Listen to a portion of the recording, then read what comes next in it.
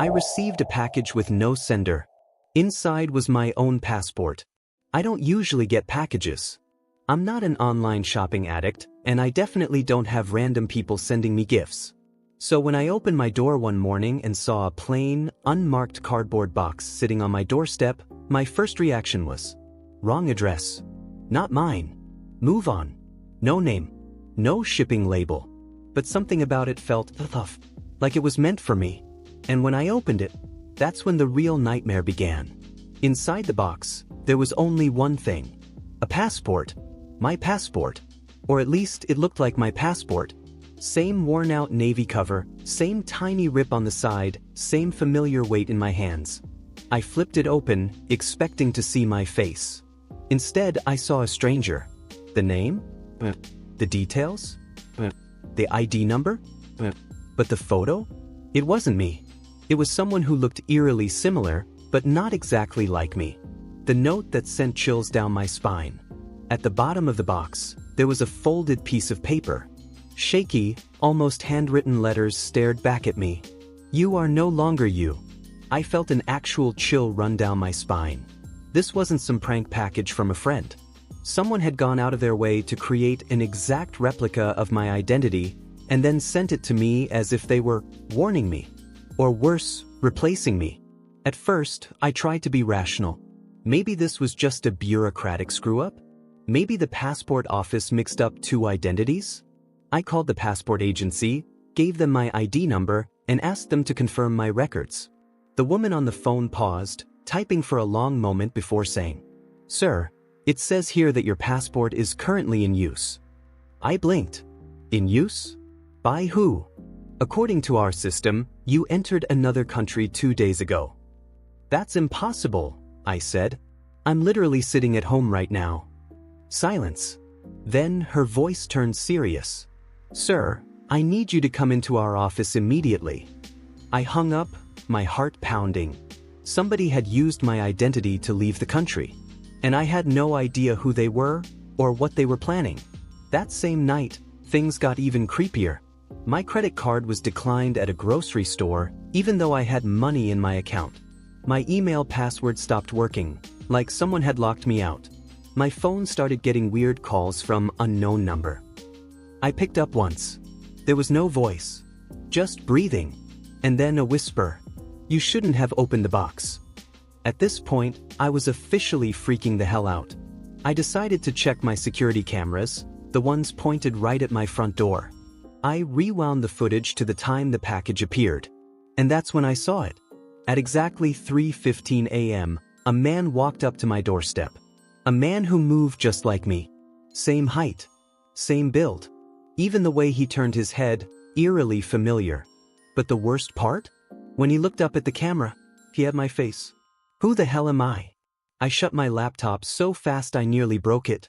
What the hell was I looking at? Was it some kind of deepfake? A glitch? A lookalike? Or was it something worse? I grabbed the fake passport again, running my fingers over the pages. And that's when I noticed one last detail. The issue date. It was issued 1 year before I was born. That night, I got one last call from unknown. This time, I didn't pick up. But I got a voicemail. I played it and all it said was, "You are no longer you. Don't try to fix this. Just walk away." And then the line went dead. I never found out who sent the package. I never found out who used my identity. And I never saw that man in the security footage again. But sometimes, late at night, I feel like someone is watching me. Like someone is just waiting for the moment to take my place. And worst of all, I don't even know if they already have. My girlfriend made me take a DNA test and instantly regretted it. I always thought trust was the foundation of a strong relationship. Apparently, my girlfriend did not agree. Because one day, out of nowhere, she decided that I was cheating on her. Because our baby didn't look like me. Which would have been a valid concern, except for one tiny detail. We didn't have a baby. You read that right? She wasn't pregnant. There was no baby. But she was so paranoid about the future that she wanted me to take a DNA test in advance, just in case she got pregnant one day and the baby didn't look enough like me. Absolutely insane, right?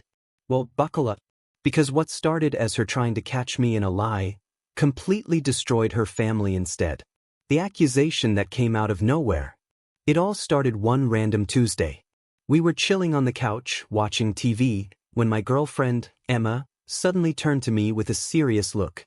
"Hey, I need you to do something for me." I blinked. Sure?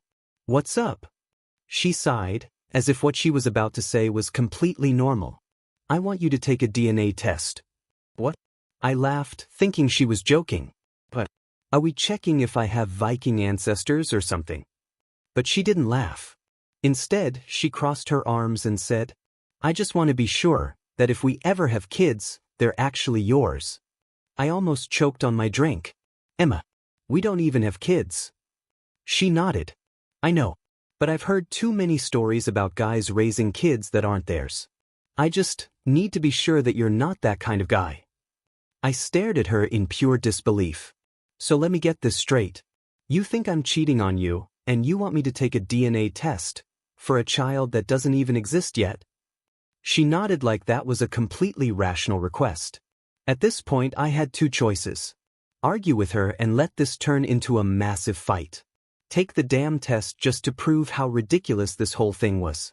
I picked option 2. And let me tell you, that was the best mistake I ever made. The DNA test that changed everything. I ordered a test online, thinking this would be a stupid waste of time. We both took it, since she insisted it was only fair if we both checked our ancestry. A few weeks later, our results came in. And that's when everything exploded. Emma's life falls apart. I open my results first. Nothing special, exactly what I expected. Then Emma opened hers. She was excited at first, scrolling through her ancestry and saying stuff like, "Oh cool, I have Irish blood. Wait, I thought my dad's side was mostly Italian." Then she scrolled down to the DNA relatives section. Her smile disappeared. She stared at her screen for a long moment. I leaned over, trying to see what was wrong. "What is it?" She didn't answer. Her face had gone completely pale. Finally, she whispered, "My dad isn't my biological father." Awkward silence and a family bombshell. At first, I thought she was joking. But she looked shocked. Shaking. I took her phone and looked at the screen. Sure enough, her DNA didn't match her father's side of the family at all. Instead, it showed some random man she had never heard of as a close genetic match. Which meant her mom had been lying to her for her entire life. Her family implodes. Emma went into full meltdown mode. She called her mom immediately, demanding answers. At first, her mom tried to lie. "Honey, those tests aren't always accurate." Then she tried to change the subject. "Why are you even doing this test? What does it matter?" Then, when Emma kept pressing, her mom finally broke down. She admitted that, yes, her husband wasn't Emma's biological father, that she had cheated on him years ago, and that she had never planned on telling anyone. Emma lost her mind. She called her dad next. Guess what? He had no idea. And when he found out, he packed his bags and left. Emma's parents, who had been together for over 25 years, separated that same night. And me? I was just sitting there like an idiot, holding my completely normal DNA results, watching this entire family burn to the ground over a test I never even needed to take. Emma was crying, her parents were screaming at each other, and I was just sitting there thinking, so, am I still in trouble or? Emma and I didn't last much longer after that. She was completely consumed by her family drama, and honestly, I wanted nothing to do with it. We broke up a month later. Her parents officially divorced. Her dad went no contact with her mom. And the real biological father? Apparently, he had no idea he even had a daughter. Until Emma showed up at his door. If your partner is so paranoid that they make you take a DNA test for a baby that doesn't exist, just do it. Because you never know whose family secrets you're about to expose. I found out I was married while applying for a visa. I wasn't trying to uncover a conspiracy. I wasn't looking for drama. I was just applying for a visa to go on vacation. But instead of getting a stamp on my passport, I got hit with the biggest shock of my life. Because, according to official government records, I was already married. To a woman I had never met. For 3 years. And let me tell you, there is no worse feeling than finding out you have a whole-ass wife through a government official. The visa application that started it all. I had been planning a dream trip to Europe with my friends for months. Everything was set, flights, hotels, an itinerary that included way too many bars. All I needed was a visa. So, I showed up at the visa office, filled out some forms, and handed my documents to the lady at the counter. She started typing, nodding along, checking my passport. Then she suddenly froze. Her eyebrows knitted together, and she stared at the screen like something was seriously wrong. Then she looked at me and said, "Sir, are you legally married?" I laughed. "Nope. Never been married in my life." She didn't laugh back. Instead, she turned the screen slightly toward me and said, "According to this, you've been married to a woman named Sofia Rodriguez since 2020. I felt my stomach drop. "Excuse me?" Processing the impossible. I stared at the screen, blinking like an idiot. That has to be a mistake." She shook her head. "No mistake. You're legally married. The marriage was registered in 2020. 2020? I barely left my apartment in 2020, because of the global pandemic. And now, suddenly, I was married to a stranger." I pulled out my phone and Googled the name. Nothing. No social media. No news. It was like this woman didn't even exist. Except, apparently, she did. And she was my wife. I rushed to the civil registry office, praying that this was just a glitch in the system. Nope. They pulled up my records and there it was. A marriage certificate. With my name. My signature. I never signed it. I grabbed the document, scanning every detail. The place, the date, the witness signatures.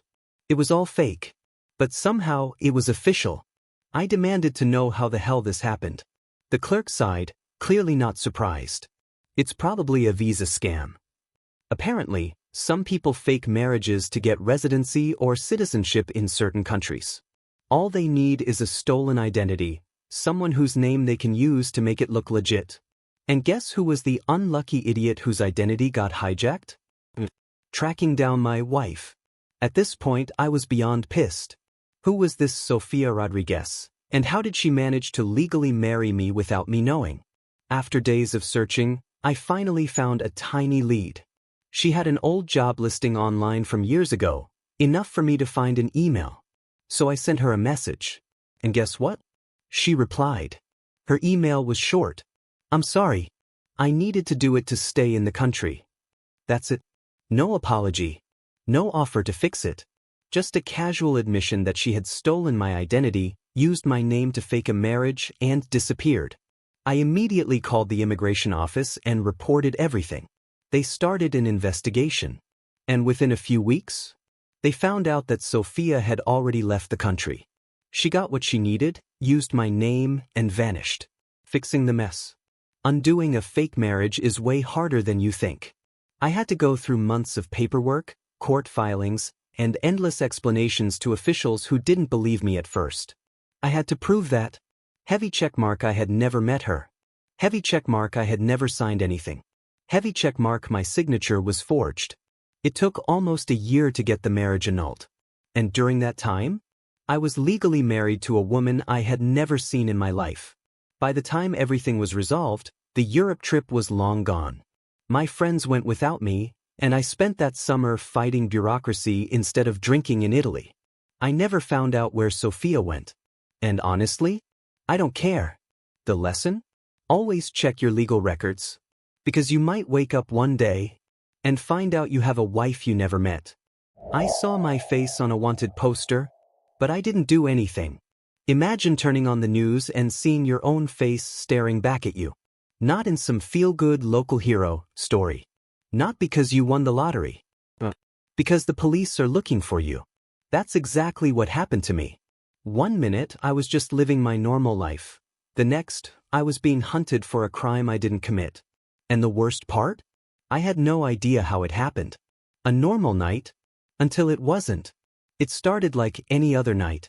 I was at home eating leftovers, minding my own business, when my phone started blowing up. First, a text from my coworker. "Dude. WTF. Are you okay? Then another from my cousin. Why are you on the news? Then a call from my best friend, screaming into the phone. Bro, turn on the TV. Now. I grabbed the remote, flipped to the news, and that's when I saw it. My face. Big, bold letters underneath. Wanted, suspect in ongoing police investigation.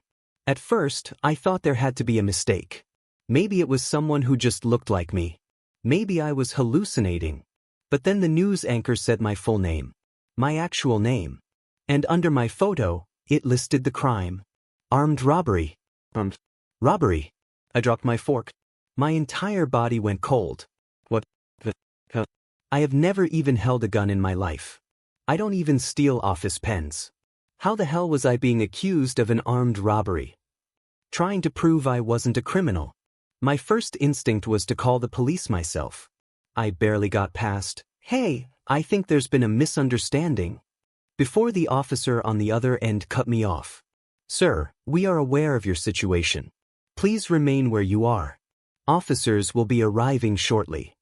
Oh hell no. They were already coming for me. I hung up and started panicking. What do I do? What do I do? What do I do? I needed proof. Something, anything, to show that I wasn't some mastermind criminal. So I started going through my phone, looking for evidence of where I was during the supposed crime. And then I found it. A receipt. From a grocery store. Time-stamped exactly when the robbery happened. The store even had security cameras. Before I could even breathe, there was a loud knock at my door. Bim, bim, bim. Police. Open up. My heart nearly exploded. I took a deep breath, grabbed the receipt, and opened the door to 5 officers standing on my doorstep.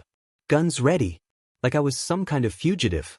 One officer shoved me against the wall while another read me my rights. "You're under arrest for..." Wait. I can prove I wasn't there." I yelled. They stopped. I held up the receipt like it was the Holy Grail. 30 minutes later, I was sitting in a police station while detectives reviewed the security footage from the grocery store. Sure enough, there I was, buying a frozen pizza at the exact moment the crime took place. I have never been so grateful for a late-night craving in my life. Finally, a detective sighed, rubbed his temples, and muttered, "Shit, we got the wrong guy." Really? Turns out I was the victim of identity theft. Some random criminal had stolen my name, my birthday, and even some of my old records. And because we looked vaguely similar, the police assumed I was the suspect. The cops apologized barely, let me go, and said they'd update the news report soon. Wait, thanks. Too bad by that point, half my friends, my boss, and probably my grandma thought I was a damn criminal. I spent weeks explaining the situation to people. Some believed me immediately. Others? Not so much. I even had one coworker whisper, "Damn, didn't know you had a dark side." Dude, I bought pizza. Lesson learned? Check your identity records. Because one day you might wake up and find out you're a wanted man. She cheated on me and wanted me to apologize. I always thought that if someone cheats in a relationship, they're the one who should feel guilty. They should be the ones apologizing, begging for forgiveness, doing whatever it takes to fix the mess they made. Because when my girlfriend cheated on me, she somehow managed to twist everything around until I was the bad guy. And the worst part? For a brief, stupid moment, I almost believed her. Her name was Mia. We had been together for 2 years, and as far as I knew, everything was fine. Sure, we had arguments, every couple does, but nothing major. I trusted her completely. Then, about a month before everything fell apart, I noticed something was off. She was texting a lot, but whenever I asked who it was, she'd say, "Just a friend from work." She started coming home later than usual but always had a perfect excuse. Got caught up at the office, or traffic was crazy. And the intimacy? Yeah, that pretty much disappeared overnight. But like an idiot, I told myself, she's just stressed. It's nothing. I should have known better. How I found out? The truth didn't come from some dramatic reveal. There was no anonymous tip, no catching her in the act, no dramatic confrontation. Nope. She straight up told me. One night she came home and said, "We need to talk." And that's when she dropped the bomb. "I cheated on you." Just like that. So casual. Like she was telling me she forgot to buy milk. I sat there in shock. "What?" She sighed, like she was exhausted from having to explain this to me. "It was a mistake, okay? It didn't mean anything." I felt like my stomach had been ripped out. I took a deep breath, trying to process. Why are you telling me this? I expected an apology. Tears. Regret. Something. Instead, she crossed her arms and said, "Because I think you need to take responsibility for your part in this." Excuse me? I blinked, convinced I had misheard. My part? She nodded. You've been distant. You don't compliment me as much anymore. You don't make me feel special like you used to. I needed attention, and I wasn't getting it from you. I couldn't believe what I was hearing. She cheated. And now, somehow, I was the reason for it? I was so stunned I actually started to feel guilty. Like maybe she had a point? Maybe I hadn't been the best boyfriend lately? And that's when I realized, no. This was complete bullshit. I stood up, heart pounding. Let me get this straight. You decided to cheat on me, and now you're blaming me for it. She had the nerve to roll her eyes. I'm just saying, if you had been more present in this relationship, maybe I wouldn't have had to look elsewhere. At that moment, I felt every ounce of love I had for her just evaporate. I wasn't going to let her gaslight me into believing this was my fault. Get out. Her eyes widened. What? I said get out. We're done. You're really breaking up with me over this? She scoffed. It was just a mistake. No, Mia. A mistake is forgetting to pay a bill. A mistake is spilling coffee on your shirt. You made a choice. And now you have to live with it. She stormed out, slamming the door, muttering something about how I was overreacting. But for the first time in weeks, I felt clear-headed. Mia tried to come back a few days later, texting me, calling me, leaving long messages about how she didn't want to lose me over one little mistake. But I knew better. I wasn't going to be that guy, the one who lets a cheater back in, only to get screwed over again. I blocked her, moved on. And let me tell you, I have never regretted that decision. The lesson? If someone cheats and then tries to blame you for it, because a person who can betray you and then make you feel guilty for it, they don't deserve you.